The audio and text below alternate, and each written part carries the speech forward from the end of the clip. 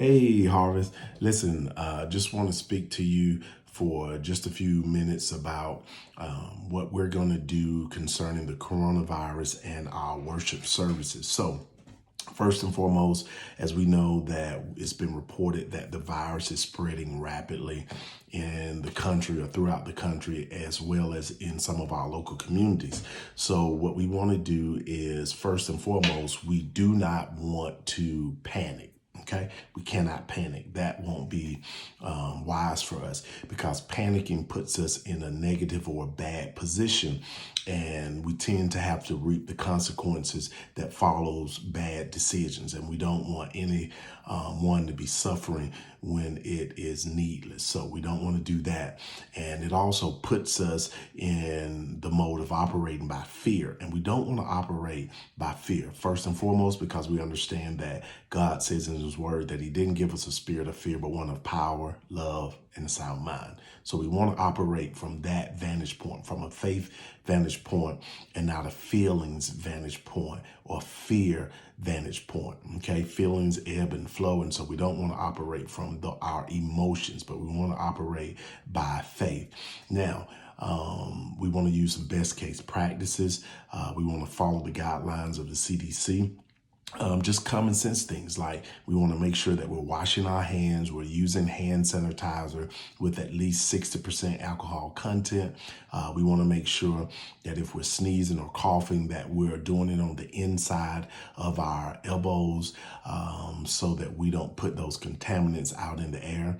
We know that it is not airborne. However, if a person sneezes and we walk into that into that spray of the sneeze, then it can go into our lungs by way of our nose or our mouths. And so whenever we're going about this weekend, we want to make sure that we are, as we touch doorknobs and railings and things of that nature, that we're quick to wash our hands, that we don't put our hands to our mouth or our noses, so that we won't be infected if someone else that has come along before us and touched those same devices.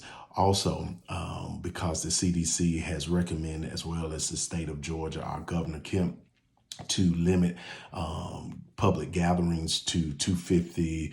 The numbers have changed, 200 and even 100, limited to those sizes, because we are a small community.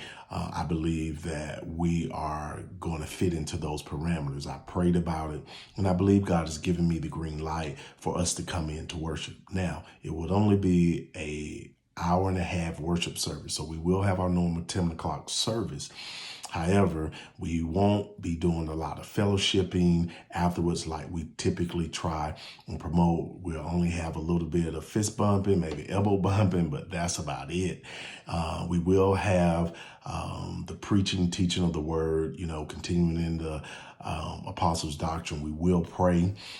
That's vital or whatnot. And it's not our Sunday to take communion. So we'll do all the things that we typically would do, but it will be abbreviated, and we'll be using best case practices and common sense. I do believe in the power and the blood of Jesus, but I also believe in hand sanitizer. So we're going to use best case practices and common sense.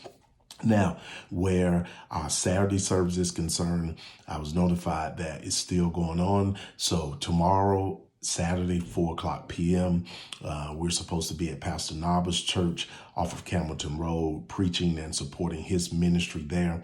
The worship team is going to be singing.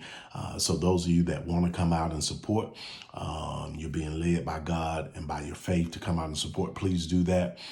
Those of you that decide not to come, hey, we're not going to argue about it. Even our Sunday morning service, we're not even going to argue about that.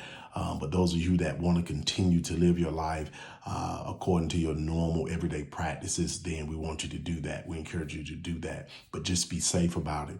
But I was also notified that the speaker for the Sunday evening at 4:00 was not able to board their flight and fly from London.